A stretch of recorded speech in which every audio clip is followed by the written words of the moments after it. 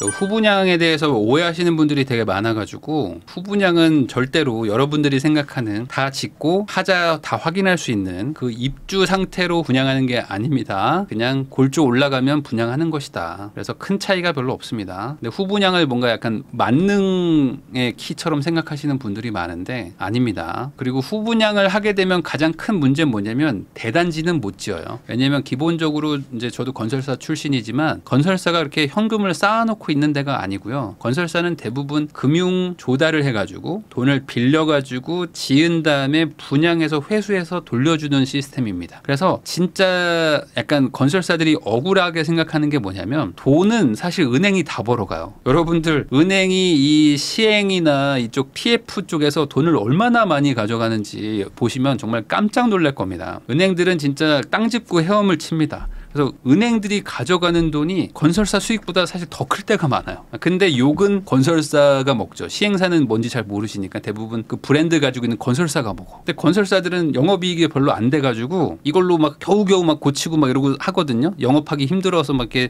조금 벌고 막 하거든요. 그러다가 어디 중동 가서 한번 깨먹고 막 회사 휘청휘청하고 하거든요. 근데 은행들은 그냥 이렇게 손가락 깔딱깔딱 해가지고 돈 엄청나게 벌고 그렇습니다. 그래서 대규모 대단지를 지을 수 있다는 것 자체가 이 금융이 끼지 않으면 불가능한 거예요. 왜냐면 잘 한번 생각을 해보십시오. 아파트 하나가 거의 뭐 20억 막 이러는데 이거를 2,000세대만 지어도 얼마입니까? 그럼 4조짜리잖아요. 근데 이게 막 3,000세대, 5,000세대, 만세대를 어떻게 짓습니까? 그러면 정말 뭐 10조 막 이런 단위인데 10조의 현금을 쌓아놓고 건설 회사를 하는 사람은 제가 봤을 때 없을 거라고 봅니다. 내가 10조 있잖아? 건설회사 절대 안 해. 왜? 이 건설회사 해가지고 맨날 이렇게 비 온다고 뭐 어디 하자 났다고 막 언론에 나오고 욕먹고 중대재해 특별 처벌 해가지고 갑자기 누가 하나 뭐 정말 안 좋은 사고 나면 대표 깜빵 보낸다고 하고 뭐 이러는데 이거 해가지고 정말 많이 남으면 3%뭐 5%뭐 이렇게 남아가지고 이걸로 한번 하자 나면 또 막 메꿔주고 막 이러고 있는데 그래가지고 이 주가 보세요. 이 뭐 건설사 주가 보면 진짜 바닥을 찍고 있습니다. 이 바닥을 찍고 막 다들 막 빌빌빌빌 하고 있는데 욕이란 욕은 다 먹고 있어. 근데 실제로는 사실 이 은행들이 돈 다 벌어가고 있거든요.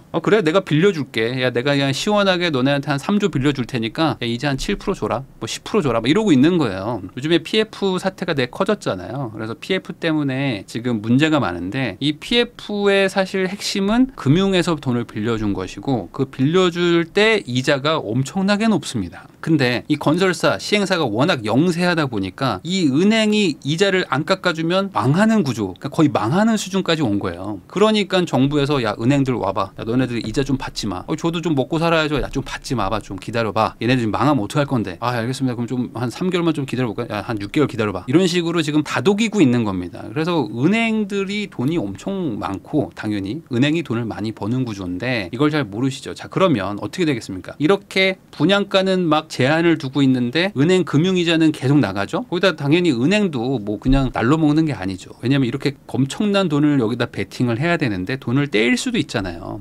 떼일 수도 있는데 어떡합니까? 그러니까 당연히 리스크가 있으면은 이자도 좀 받는 거죠. 그러니까 이게 사실상 이게 서로 상생하는 구조거든요. 상생하는 구조고 그럼 이 안에서 이 소비자, 우리 국민들은 어떤 걸 상생하느냐? 내가 계약금 10%밖에 없는데도 불구하고 청약이라는 제도를 통해 가지고 아파트 한 3년 뒤, 4년 뒤에 지어질 아파트를 선구매하는 거죠. 일종의 찜을 해놓는 거죠. 찜을 해놓고 이거 내 거라고 침 발라놓고 3, 4년간 돈을 바짝 모으는데 그 사이에 물가도 상승하고 그리고 그 안에 다른 구축들도 올라가면서 나는 10%밖에 안 걸어놨을 뿐인데 사실상 100%의 시세가 올라가면서 이런 거 없이 진짜 다 지어놓고 후분양 한다고 쳐볼게요. 그러면은 은행 입장에서는 야 시행사 건설사 들어와봐. 야 이거 지금 니네가 2,000채 짓는다고? 야 그럼 야 이거 분양가가 20억이면 4조네? 4조짜리 니네가 팔 수 있어? 저희가요 팔 겁니다. 어떻게 팔 건데? 저희가 잘 지어가지고요 이쁘장하게 해가지고 잘 팔겠습니다.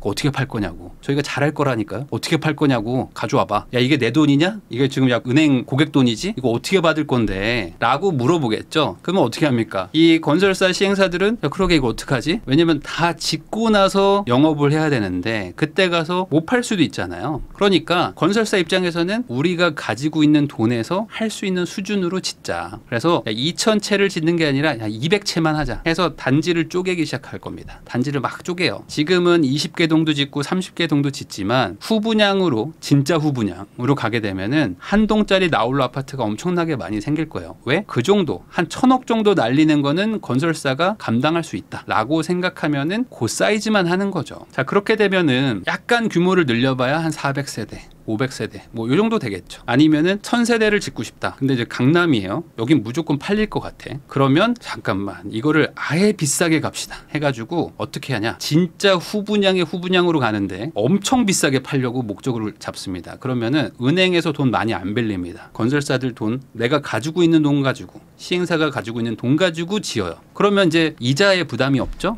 그러니까 어떻게 됩니까? 우선 쭉 끌고 갑니다. 언제까지? 분양가가 고점을 찍을 때까지 쭉 끌고 가가지고 다 내 돈이니까 어차피 이자 부담도 없으니까 안 되겠어. 그러면 임대로 돌려. 임대로 돌려가지고 지금은 분양 안 할 겁니다. 너네들 임대로 사세요. 해가지고 전세 막 돌려. 월세 돌리다가 진짜 비쌀 때 합니다. 그런 걸 지금 어디서 하고 있느냐? 여의도나 뭐 이런 데 보면 고급, 초고급 아파트인데 시행사가 돈이 많아요. 이런 데들은 진짜 후분양하고 있습니다.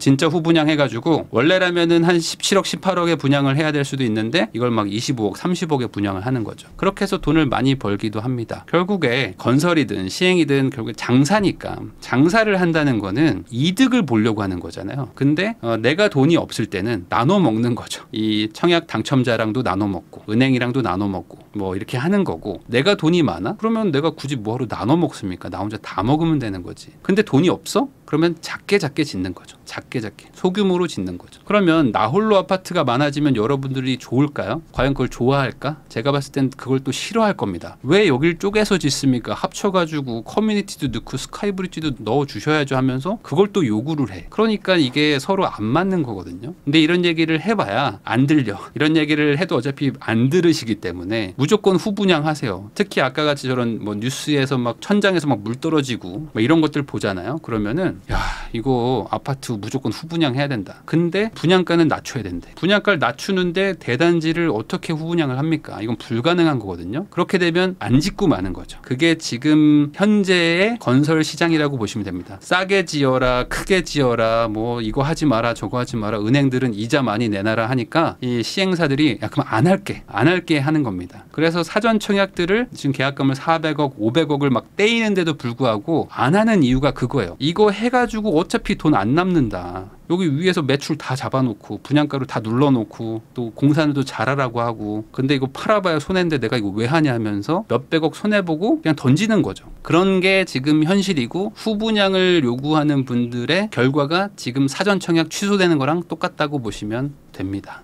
타짜에서도 반은 남겨놓고 가던데요. 같이 살아야 되는데요. 네, 맞습니다. 그래서 저는 개인적으로는 그래요. 이 우리나라의 지금 주택 시장, 특히 이제 건설 주택이 좀 같이 묶이는데 이쪽에서 저도 이제 옛날에 시공사도 다녔었고 뭐 지금 이렇게 뭐 투자도 하고 하는 입장에서 가장 안타까운 부분이 뭐냐면 이 건설사, 시행사 뭐 이런 데들이 물론 착한 일만 하는 건 아닙니다. 특히 이제 오피스텔 신축 분양, 뭐 상가 신축 분양 이런 것들은 누가 봐도 말도 안 되는 금액에 팔아요. 누가 봐도 이거를 사는 사람은 이걸로 절대 수익이 안 날 수준의 금액대로 막 팔 때가 많습니다. 근데 그런 것들을 한다고 해서 나머지 제도들도 다 나쁜 마음으로 못되게 하고 있는 건 아니거든요. 그래서 이 건설사나 무슨 시행사나 뭐 어떤 특정한 집단 이런 사람들이 엄청 못된 사람들이고 악독해가지고 어마어마한 이득을 보고 있는 식으로 오해하시는 분들이 정말 많아요. 그리고 그렇게 오해를 하게 만드는 분들도 많고 그렇게 정말 악독하게 돈을 많이 벌고 있으면 지금 현대건설, GS건설 주가가 저러겠냐고. 그럼 말도 안 되는 거지. 그러면 뭐 증권사들이 바보입니까? 주식 투자하는 사람들이 바보예요. 그렇게 돈을 어마어마하게 벌고 있는데 왜 주가가 저 모양이냐고요. 그러니까 안 되거든요. 건설 사업이 그렇게 좋은 사업이 아니에요. 돈을 그렇게 많이 벌 수 있는 구조가 아닙니다. 앞에서 버는 것 같은데 뒤로 다 까먹는 사업이고 막 그래가지고 하기 되게 힘들거든요. 규제도 엄청 많고. 근데 이거를 어느 순간 이제 완전히 믿어버리는 분들이 너무 많고 그래서 건설사와 시행사를 때려잡아야 된다. 얘네들 때려잡아야지만 나한테 좋은 아파트가 생긴다. 그리고 이런 걸 또 정치적으로 약간 일부러 좀 구호를 만드는 분들도 있어요. 뭐 반값 아파트니 뭐 3분의 1 토막 아파트니 뭐 이런 걸 해가지고 뭐 나한테 3억을 줘라 내가 30평을 만들겠다 뭐 이런 분들도 있는데 지금 현금 3억 줄 테니까 아파트 지어봐라 라고 하면 아무도 못 짓습니다. 아무도 못 지어. 물론 누군가는 제가 짓겠습니다 할 겁니다. 그럼 어떻게 짓죠? 그냥 무슨 컨테이너 수준으로 아주 조악하게 지을 거예요. 왜? 공사비가 안 맞으니까. 사람들이 원하는 눈높이는 여긴데 지금 말하는 그 금액대로는 이것도 못 짓거든. 빌라도 못 짓는 수준의 공사비로 지어야 되는데 불가능한 거죠. 그러니까 불가능을 가능하게 하는 것처럼 보이는 것 중에 가장 좋은 게 뭐냐면 여론전입니다. 이런 건 원래 해도 되는 거고 할 수 있는데 얘네들이 나쁜 애들이라 이렇게 된 거예요 라고 말하면은 제일 쉽죠. 이게 제일 쉬운 겁니다. 그러니까 얘네들이 나쁜 놈들이어서 이렇게 못한 거예요 라고 말을 하면 사람들은 얘네들을 욕하거든요. 근데 그러면 얘네들이 나쁜 놈이면 돈을 엄청 벌어야 되는데 돈을 못 번다니까. 주가를 보세요. 다 박살나 있는데. 그러면 이게 뭐냐 도대체. 그러면 이게 이 구조가 과연 이 소비자한테 좋은 집을 짓게 해주고 소비자들이 더 지금 막 낡은 반지하에서 살던 사람들이 조금이라도 더 좋은 집으로 갈 수 있냐? 못 간다. 어차피 못 가. 그러니까 이런 식으로 생각하시면 안 되고 조금 이성적으로 판단을 해야 되는 거죠.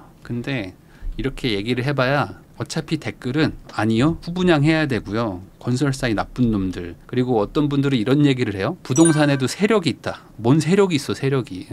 세력 얘기하면은 무슨 뭐 반상회 아니면 무슨 단톡방 뭐 이런 걸 얘기를 합니다. 뭐 단톡방에 뭘 올려가지고 그 사람들이 무슨 뭐 작정하고 집값을 올렸다 뭐 이런 얘기를 하는데 말도 안 되는 얘기죠. 그게 가능할 거였으면 모든 아파트 단지들이 다 단톡방을 만들어가지고 소유자들끼리 모여가지고 거기서 이제 으쌰으쌰 해가지고 가격을 올렸다라는 것밖에 안 되는 건데 물론 뭐 그렇게 하려고 추진해본 사람들이 있을 수는 있습니다. 왜냐면 우리 집값 우리가 올려봐요라고 할 수 있는데 옆 단지에서 안 도와주면 그만이야. 우리 집만 30억에 올립시다 하는데 옆에 단지들은 다 15억이야. 그럼 누가 사줍니까? 물론 한 채 정도는 뭐 사줄 수도 있어요. 누가 정말 지방에서 올라온 어떤 노인이 아무것도 몰라. 근데 옆 단지는 다 15억이야. 근데 우리 집만 뭐 20억에 내놨다고 칠게 우리 단지만. 그래서 이걸 누가 한 채를 뭐 살 수도 있겠죠. 살 수도 있지만 그게 일반화가 될 수는 없고요. 그리고 그런 것들이 이해관계자가 너무 많잖아요. 단톡방에서부터 뭐 중개사들도 있고 막 여러 가지 뭐 블로거에 유튜버에 뭐 엄청 많습니다. 그러면 이런 사람들이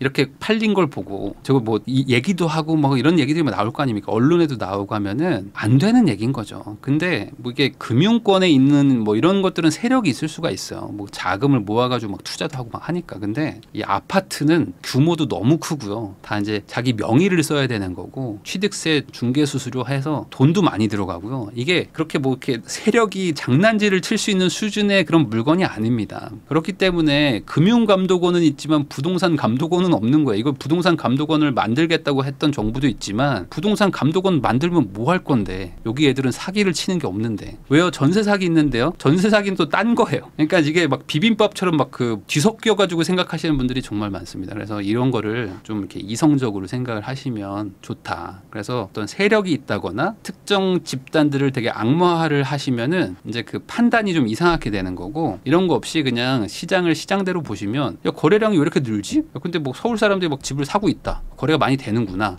그리고 이제 사람들이 이 정도 가격대는 그냥 이제 인정을 좀 하는 거구나 라고 생각하면 이제 내가 돈이 없을 뿐이지 시장이 이상하게 생각은 안 들 겁니다. 최근 서초구 아파트 단지 단톡방 걸렸어요. 맞습니다. 서초구에 인원이 지금 40만 명 정도 살 겁니다. 아마 제가 알기로는 40만 가까이 살 거거든요. 그중에 아파트에 한 20만 명 사는데 단톡방에 20만 명 들어가 있을까요? 물론 단톡방이 있을 겁니다. 어떤 아파트는 소유자들만 뭐 인증을 한 단톡방들도 운영하고 있어요. 그래서 거기에 가면은 뭐 몇십 명, 뭐 어떤 데는 뭐 100명, 뭐 200명이 뭐 모여 있을 수도 있습니다. 여러분들도 단톡방 들어가 보면 알잖아요. 내가 들어가서 말합니까? 안 해. 난 안 해요. 대부분 몇 명이서 그냥 막 얘기를 해. 그래서 아니 이게 이 가격 맞습니까? 하면서 막 1억은 더 받아야 되는 거 아닙니까? 옆에 뭐 저기 방배동은 얼마고 여기 뭐 무슨 뭐 흑석동은 얼마고 하는데 우리 아파트가 이게 말이 됩니까? 그 밑으로 올리지 마십시오. 막 하고 막 이런 막 으쌰으쌰 막 하고 있겠죠. 그러면 그런가 보다 하고 다른 사람들도 가만히 있어. 왜? 소유자 방이라니까 뭐 정보가 하나 있나 보다 해서 막 들어오는 사람들이 있어요. 물론 거기서 이런 얘기를 했었을 수도 있어. 뭐 저는 모릅니다. 추정입니다. 어디 중개사에 내놨더니 얘가 뭐 무슨 가두리를 해가지고 뭐 1억을 깎았습니다. 여기다 내놓지 마시죠. 뭐 이런 얘기를 했을 수도 있습니다. 열혈방장인 거야. 열혈방장. 그러면은 어떤 사람들이 맞아요. 저 거기다 거래했는데 거기 영 별로였어요. 뭐 중개비도 안 깎아주더라니까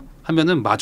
저도 그래요 하면서 막 서로 막 이렇게 으쌰으쌰 했어. 그러면은 실제로 거기가 안 내놔질까요? 아닙니다. 왜냐면 내가 집을 막상 팔 때가 되잖아요. 그럼 나는 지금 집 팔고 나가야 돼. 왜냐면 이제 우리 남편이 요번에 은퇴를 해가지고 애 결혼도 시켜야 되고 생활비도 좀 따져보면은 여기 집을 팔고 저는 이제 나가가지고 뭐 다른 데 한 뭐 10억대로 가가지고 한 현금 7, 8억 챙겨서 노후 자금도 써야 돼. 근데 이 단톡방에 들어갔더니 열혈방장이 20억 이하로는 팔지 말재. 근데 중개사를 막 다녀봤더니 한 18억이 맥시멈이라는 거예요. 그러면은 아 맞아. 그때 그 우리 열혈방장 뭐였죠? 요즘에 뭐 춤추는 제이지.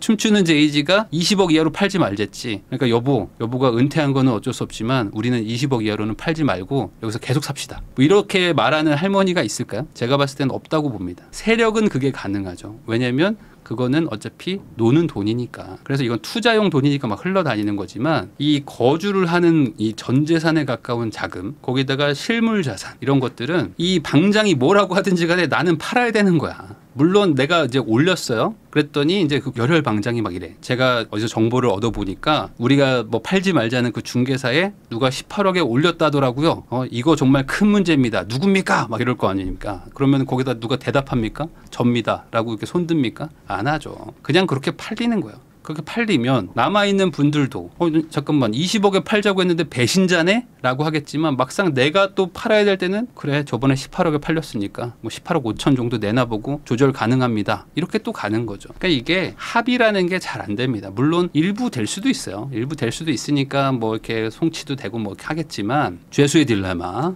맞습니다. 그런 것처럼 이게 되는 거였으면은 정부가 규제를 했겠죠. 정부가 규제를 하고 단톡방도 다 폭파시켰겠지. 진짜 되면. 왜? 금융감독원이 주식시장에서 하는 거 보세요. 살벌합니다. 거기는 실제로 그게 가능하니까 살벌하게 하는 거고 이쪽은 안 돼서 못 하는 겁니다. 안 하는 거죠. 그래서 이런 거를 너무 좀 오해를 안 하셨으면 좋겠어요.